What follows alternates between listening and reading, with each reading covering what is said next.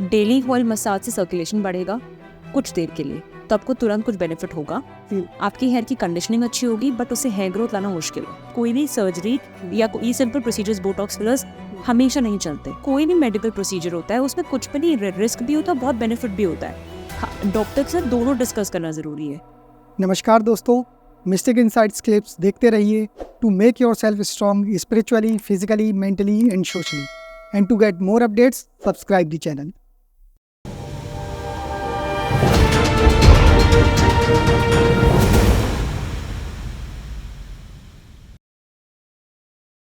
अच्छा, एक चीज़ और बताइए, ये क्या लेज़र ट्रीटमेंट जो है ये क्या मतलब सेफ़ है? तो लेज़र की हमारे बहुत लंबे समय से लेज़र चल रहा है आजकल, तो हमें उसका सेफ्टी डेटा और उसका सेफ्टी प्रोफाइल बहुत लंबे समय से पता है कि क्या वो कर सकता है क्या नहीं। तो लेज़र काम कैसे करती है? जो कलर होता है ना वो सेल के अंदर होता है। जो भी चीज़ सेल के अंदर पड़ी है वो अंदर सेफ पड़ी है। लेज़र क्या करती है, इस सेल को जाके हीट करती है, क्योंकि वो कलर जो है आपकी लेज़र को ऑब्जॉर्ब कर लेता है और कलर हो जाता है हीट अप, उससे सेल टूट जाता है और डेड स्किन सेल, ठीक है, टूट गया ये और कलर आ गया बाहर। अब जो भी चीज़ आपकी बॉडी में सेल के बाहर पड़ी, बॉडी समझती है तो वेस्ट है, उसको वो खुद निकालती ओके। ऐसे लेजर्स काम करती है। वो कोई एक्सरे नहीं है जो स्किन में जाकर कुछ कलर को कहीं उड़ा देती है, ऐसा नहीं करती ओके। है ना। तो लेजर की एक्चुअली समझना जरूरी है कि लेजर एक प्रकार की लाइट है जिसका एक पर्टिकुलर वेवलेंथ है, ताकि वो उधर ही काम करे जहाँ हमें करवाना है। Okay, right. समझे। आज हम देख रहे हैं कि मतलब day by day cosmetic surgery कराने वालों की जनसंख्या बढ़ती जा रही है। मतलब कि लोग लिप लिफ्ट सर्जरी कराते हैं, फेस लिफ्टिंग कराते हैं, बोटॉक्स कराते हैं। तो मतलब ये कितनी हद तक सेफ है? अगेन, कहाँ से आप करवा रहे हो, आपके करने वाले का हाथ कितना साफ है उस पर डिपेंड करता है। तो अपने डॉक्टर की डिग्री देखना जरूरी है। दूसरी चीज, क्या आप अपनी खुशी के लिए करवा रहे हो या अपने पार्टनर की खुशी के लिए या अपने पेरेंट्स की खुशी के लिए या अपने होने वाले पार्टनर की खुशी के लिए करवा रहे हो। रॉन्ग रीजन से करवाई हुई प्रोसीजर हमेशा पेशेंट को तकलीफ देता है, क्योंकि ना उससे सामने वाले को सेटिस्फैक्शन होना है और खुद को तो सेटिस्फैक्शन होना ही नहीं। तो इस चीज़ में खुद को नहीं होना है सेटिस्फेक्शन। अगर आप अपने लिए करवा रहे हो, अगर मेरी पर्सनली बात करें तो मुझे बनाना पड़ता है वीडियोस। मेरी नेचुरली ये जो मसल है बड़ी एक्टिव है, तो मैं जब भी तो मैं हमेशा ऐसी रहती हूँ। तो जब मैं इतनी लाइट्स आती थी मुझ पे तो मैं हमेशा ऐसी थी और मेरे वीडियोस में नहीं आता था, तो मेरे प्रोफेशन को अफेक्ट करता है। तो मैं लेती हूँ यहाँ पे बोटॉक्स। अच्छा। उससे क्या होता है, ये मेरी मसल रिलैक्स हो जाती है, तो अब लाइट मुझ पे पड़ती तो मैं स्क्विंट नहीं करती। ठीक है, तो ये मैंने अपने पर्सनल अपनी लाइफस्टाइल और अपने प्रोफेशन के लिए करवाया है, तो मुझे इससे बेनिफिट होता है। मैंने करवाया था लास्ट अगस्त, अब मुझे दोबारा करवाने की जरूरत पड़ेगी बिकॉज धीरे धीरे एक्टिवेट हो रही है। कोई भी सर्जरी या कोई सिंपल प्रोसीजर्स, बोटॉक्स, फिलर्स हमेशा नहीं चलते। अच्छा। ये रिपीट करवाना पड़ता है। तो मैं आपको यही कह रही हूँ कि अगर आपने करवाना है तो आपको ये सोचना है कि क्या मुझे मेरे प्रोफेशन को अफेक्ट करेगा, मुझे अच्छा लगेगा तो मैं करवाऊंगी। सेफ्टी प्रोफाइल आपके डॉक्टर पे डिपेंड करती है।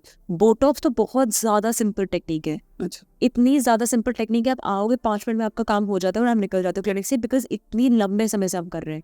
फिलर्स में एक डॉक्टर को करने में टाइम लगता है, समझना पड़ता है कि पेशेंट का एक्सपेक्टेशन समझना पड़ता है, उसके हिसाब से डिजायरेबल रिजल्ट देते हैं। आप मुझे पिक्चर दिखा दोगे कि मुझे काइली जेनर जैसा बनना है या मुझे ऐसे लिप्स चाहिए, शायद मैं आपको ना दे पाऊँ। ओके।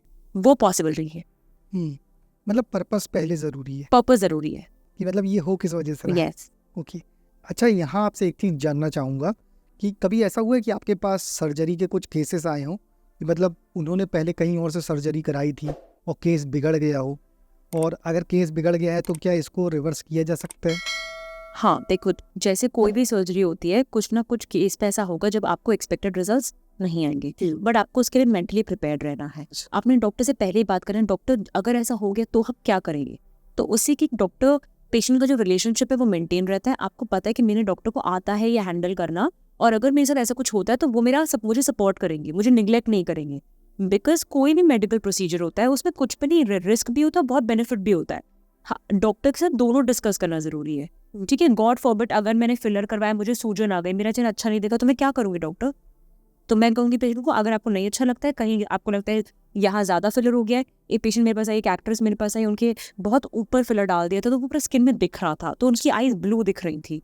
ओके, तो अब हमने क्या किया, उनके फिलर को डिसॉल्व कर दिया। ये वो अपने डॉक्टर से भी करवा सकती थी, बट शायद वो डॉक्टर पेशेंट रिलेशनशिप मेंटेन नहीं की गई।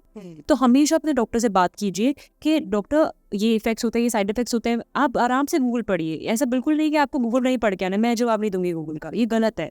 आप गोल पे पढ़िए, जो भी आपको दिक्कत लगती है आप अपने डॉक्टर से ओपनली डिस्कस कीजिए। जब आपको क्लैरिटी ऑफ थॉट है, आपको पता है मेरे डॉक्टर को मुझ में कॉन्फिडेंस है, मुझे उनमें, तब आप प्रोसीजर करवा सकते हैं। ओके।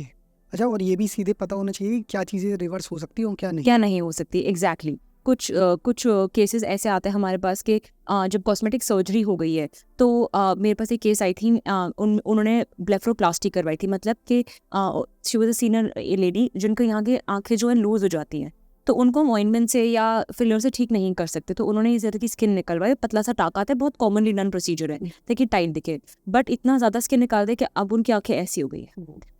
क्या मैं उसे रिवर्स कर सकती हूँ? नहीं। तो दैट इज़ बेस्ट एक्सेप्टेड।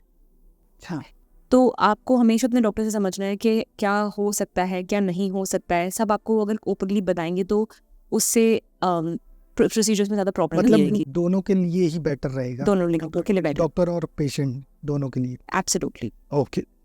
अच्छा, अब मैं आपसे कुछ ऐसे सवाल पूछूंगा मैम, जिसका आप 1 से 2 वर्ड में जवाब दे सकते हो हाँ। या फिर यस या नो कह सकते हो। तो पहला क्वेश्चन ये कि डेली ऑयल मसाज हेयर के लिए सही है या गलत है? डेली ऑयल मसाज से सर्कुलेशन बढ़ेगा कुछ देर के लिए, तो आपको तुरंत कुछ बेनिफिट होगा, आपकी हेयर की कंडीशनिंग अच्छी होगी, बट उससे हेयर ग्रोथ लाना मुश्किल है। ओके।